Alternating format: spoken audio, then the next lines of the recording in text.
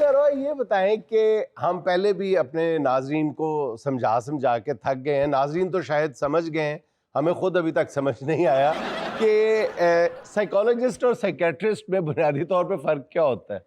Psychologist and psychiatrist में difference ये है कि साइकेट्रिस्ट मेडिसिन देते हैं और हम थेरेपी करते हैं।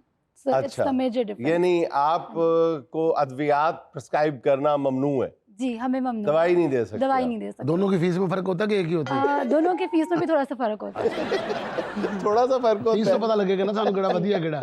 अच्छा, आप यहाँ पे अपनी खिदमात सर अंजाम दे रही हैं लाहौर के अहमद हॉस्पिटल में? जी, Ahmad health care hospital opposite to Jinnah hospital. Jinnah hospital के करीब है। अच्छा, वहाँ पे आप पेशेंट्स को जो डील करते हैं वो हॉस्पिटल में बैठ के करती हैं, तो हमारे ज़हन में तस्वर आता है आपके बारे में कि आपको एक डॉक्टर होना चाहिए। हम डॉक्टर के फील्ड्स में आते हैं लेकिन हम साइकोलॉजिस्ट हैं, क्योंकि हमने एमबीबीएस नहीं किया होता, हमने स्पेशलाइजेशन की होती है बीएस प्रोग्राम्स में। सो दैट इज व्हाई हमारे साथ डॉक्टर नहीं लगता, साइकोलॉजिस्ट लगता है। अच्छा, आपने Lahore college for women university से गोल्ड मेडल भी हासिल किया हुआ है? और फिर कैनेड कॉलेज से आपने एमएससी की? फिर कैनेड कॉलेज से मैंने एमएस किया। I was announced for the role of honour and distinction holder. अच्छा, जबरदस्त। तो इसकी मेडिसिन होती है सिर्फ बातें करके बंदे को ठीक कर देती है? इसमें हम बातें करके ठीक करते हैं, हम कुछ उनके सुनते हैं, कुछ अपनी सुनाते हैं और इस तरह पेशेंट्स ठीक हो जाते हैं। अच्छा रोय, ये बताएं कि इतनी आला तालीम हासिल करने के बाद और वो भी एजाज़ात के साथ दोनों शोबों में, दोनों स्टेजेस पे, तो फिर आपने लाहौर में यहाँ पे अहमद हॉस्पिटल का इंतखाब क्यों किया? बाहर जाने को तरजीह क्यों नहीं दिया आपने? अहमद हेल्थ केयर से बहुत अच्छी अपॉर्चुनिटी मिली थी तो I joined Ahmed health care. वहाँ पे सारी फैसिलिटीज मौजूद हैं? जी, सारी फैसिलिटीज मौजूद हैं, बहुत अच्छे डॉक्टर हैं, एचआर बहुत अच्छे हैं। अच्छा। और कोऑपरेट करते हैं और सपोर्टिव हैं। अच्छा, ये बताइएगा कि पिछले कुछ अरसे से हम देख रहे हैं, स्पेशली जब से ये सोशल मीडिया का फ्लक्स है बहुत ज़्यादा, लोगों में एक अवेयरनेस है डिप्रेशन और एंग्जाइटी के बारे में। पहले समझते थे ये अमीरों के चोंचले हैं, लेकिन अब लोग जो हैं वो खास तौर पे जो पढ़े लिखे लोग हैं वो इसको संजीदगी से लेना शुरू हो गए हैं कि नहीं यार, एंग्जाइटी है।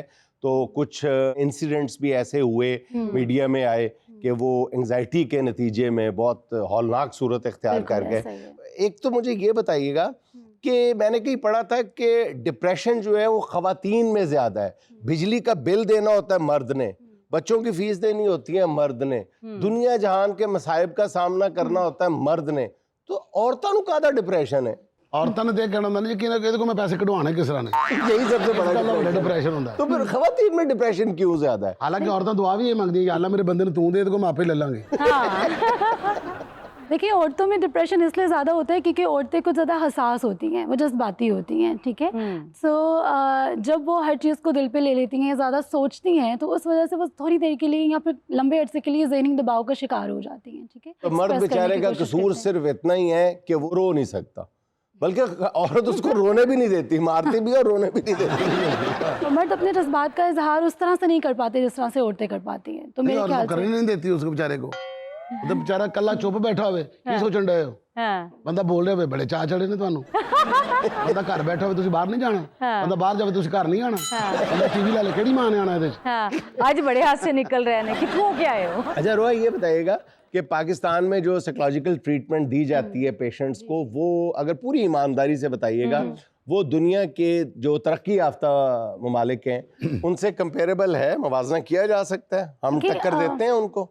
अगर टू बी वेरी ऑनेस्ट उसके बारे में बात की जाए तो हमारे जो इंटरनेशनल कंट्रीज़ हैं, जितने भी ममालिक हैं, वहाँ पे साइकोलॉजिकल अवेयरनेस यहाँ से ज़्यादा है। अवेयरनेस भी है और ट्रीटमेंट भी वहाँ पे ज़्यादा है, क्योंकि अगर वहाँ पे किसी को डिप्रेशन हो जाए तो वो कहते हैं आप जॉब से छुट्टी ले लें, आप घर बैठ जाएं, आप वर्क फ्रॉम होम कर लें, आपको और यहाँ पे अगर कोई बंदे को वर्क प्लेस पे डिप्रेशन हो, उसको 600 गाली देता, की गल है ध्यान ना काम कर रहे हैं, की सोचन डे हैं। बंदा कहता मेरी तबीयत ठीक नहीं, ਤੇ ਮਾਂ ਕਹਿੰਦੀ ਵੇ ਪੁੱਤਰੋ ਤੁਹਾਡੇ ਪਿਓ ਦੀ ਤਬੀयत ठीक नहीं, मोटरसाइकिल ਕੱਢੋ ਨੂੰ ਕੰਮ ਤੇ ਛੱਡ ਗਏ ਹੋ। यहाँ पे ये कहा जा सकता है कि हमारे माशरे में जिस्मानी मिसाइल को जितनी अहमियत दी जाती है उतनी ज़हनी मिसाइल को नहीं दी जाती। बड़ी वजह यह है कि एक्सेप्टेंस नहीं है, हम एक्सेप्ट नहीं करते कि ज़हनी मसाइल मौजूद हैं और इनकी बड़वक्त तशखीस से एक बेहतरीन इलाज भी मुमकिन है। पाकिस्तान में जो ये ज़हनी अमराज हैं उसकी एक बड़ी वजह इनसिक्योरिटी नहीं है, खा वो जॉब की हो, पैसे की हो, ज़िंदगी की, हर हवाले से। और बाहर अगर देखा जाए तो ये सिक्योरिटीज हासिल हैं कि यार अगर यहाँ पर नहीं तो वहाँ पे, और अगर मेरे पास कुछ भी नहीं है तो रियासत मेरा माली तौर पे बोझ होता, भूखा नहीं मैं मरता। तो यहाँ पे तो ये है कि भूख मार देती है। बिल्कुल आप सही कह रहे हैं। इसमें मैं ये कहना चाहूँगी कि क्योंकि पाकिस्तान में स्ट्रगल बहुत है, जैसे कि अब बहुत से ऐसे लोग हैं, जैसे साइकोलॉजी की बात की जाए, I was in graduation and masters, तो मेरे साथ 70+ स्टूडेंट्स थे एंड सब स्टूडेंट्स के अंदर जस्ट 2 आर द वंस जो हम काम कर रहे हैं फील्ड के अंदर। Oh my goodness. तो पाकिस्तान के अंदर अगर आप MBBS की डिग्री भी ले लें, डॉक्टर से बन जाएं, तो एक पोस्ट के पीछे लाख स्टूडेंट्स आ रहे होते हैं, काफ़ी ज़्यादा लाखों की तादाद में स्टूडेंट्स अप्लाई कर रहे होते हैं। तो पाकिस्तान में स्ट्रगल ज़्यादा है और इसकी वजह से इनसिक्योरिटीज़ भी बढ़ती हैं, कंपैरिजन्स आते हैं और फिर लोग अपनी माली हालात का दूसरों के साथ थोड़ा सा कंपैरिजन्स भी करते हैं। Status conscious, beauty conscious, self obsessions, इन सब चीज़ों की वजह से, क्योंकि मीडिया आजकल रोहा, इसका मतलब है कि सोशल मीडिया ने ज़हनी अमराज में इजाफा किया है। बिल्कुल इजाफा किया है। जब हम इंस्टाग्राम देखते हैं, मेरे पास बहुत ऐसे क्लाइंट्स आते हैं जो कहते हैं कि मैम मुझे इस तरह के ब्यूटी स्टैंडर्ड्स चाहिए। जब मैं ये देखती हूँ तो मुझे ऐसा लगता है कि मैं इस तरह से खूबसूरत क्यों नहीं हूँ, या मैं इस तरह से चीज़ें क्यों नहीं कर पाती हूँ। तो इस वजह से हमारी एंजाइटी में इजाफा हो गया है। अरे ये बताइएगा कि एंजाइटी जो कुछ अरसे से मैं कह रहा हूँ कि एक सीरियस इशू बन के सामने आया, इशू तो पहले भी था लेकिन अब उसको तस्लीम किया गया, अवेयरनेस बढ़ गई है।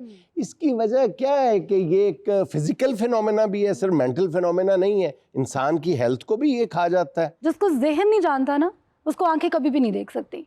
तो जो हमारे पहले के जनरेशन्स रही हैं, वहाँ पे हमें पता नहीं था कि एंजाइटी होती क्या है। अगर किसी को उसका रोने का दिल कर रहा है, उसका कोई किसी से बात करने का दिल नहीं कर रहा, तो वो समझते थे कि इसके साथ कोई असेब का मसला हो गया, तो इसके साथ कोई साया है जी इसके ऊपर। तो अब ये हो गया है कि जब लोगों ने इसके बारे में समझना स्टार्ट किया है, पढ़ना स्टार्ट किया है, तो समझ गए हैं कि जब एंजाइटी होती है तो उसके जो एंजाइटी की सिम्टम्स होते हैं वो फिजिकल सिम्टम्स में चेंज हो जाते हैं, जैसे कि स्टमक में पेन होना या कुछ भी ऐसा होना। अब सदियां गुजरने के बाद अक्ल आई है कि घर में बीवी से बड़ा साया कौन सा। बंदा साये से डरता ही है, हम साये से डरते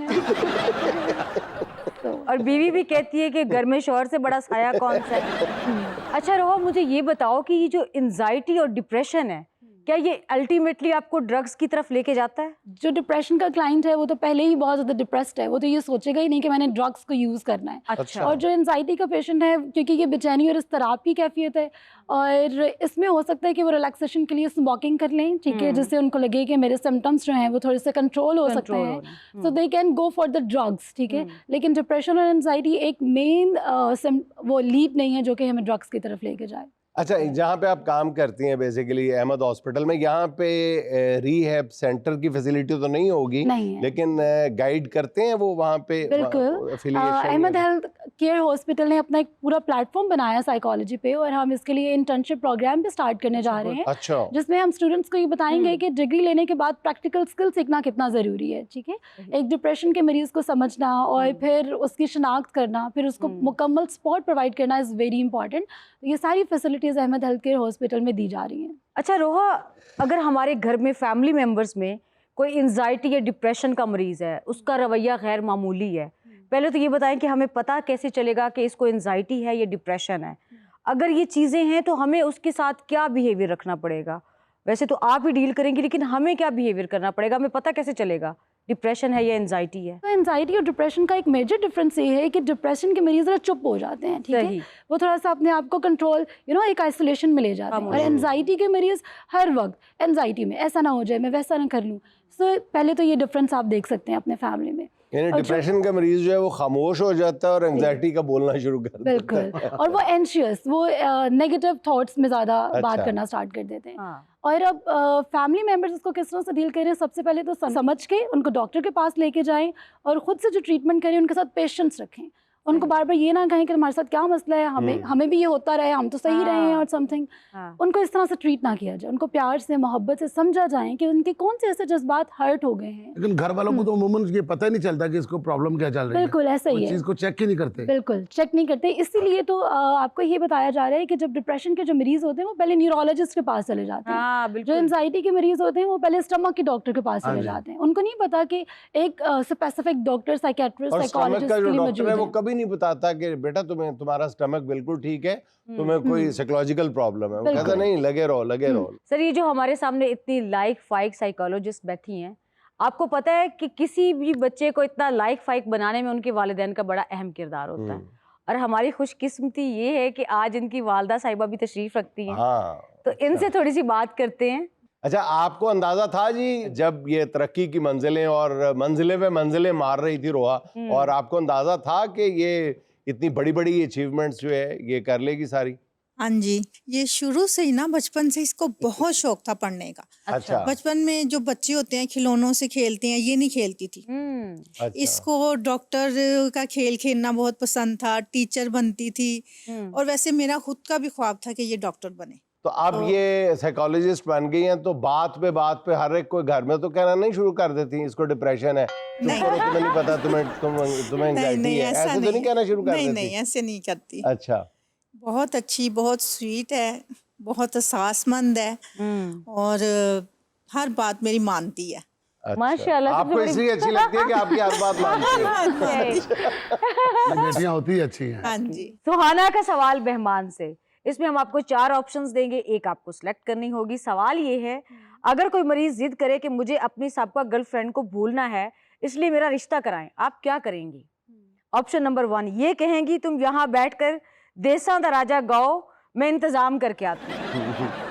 ऑप्शन नंबर 2, ये कहेंगी परवीन विचोलन बड़े अच्छे रिश्ते कराती थी, तुम्हें इसके पास कब्रिस्तान जाना पड़ेगा। ऑप्शन नंबर 3, या ये कहेंगी 1 करोड़पति 80 साला खतून तैयार है, इससे रिश्ता करा देती हूँ। एंड ऑप्शन नंबर 4, या फिर मरीज को नींद का इंजेक्शन लगाकर कमरे में बंद कर दें। आई गेस मैं थर्ड ऑप्शन की तरफ जाना चाहूँगी, क्योंकि अगर वो होगा तो वो अपने साबका गर्लफ्रेंड को जल्दी भूल सकेगा। वो 80 साल अगर वो अड़ गया कि जी ढूंढ के लाओ, डॉक्टर साहब ढूंढ के लाए, तो कहाँ से लाएंगे? नहीं, वो थोड़ा सा डर जाएगा इस चीज़ के हवाले से, तो वो अपने साबका गर्लफ्रेंड को ध्यान देगा करोड़पति थे। करोड़पति थे। 80 साल पीछे 1 साल रह गया। वेरी गुड डॉक्टर साहबा, बहुत अच्छी सिलेक्शन की आपने।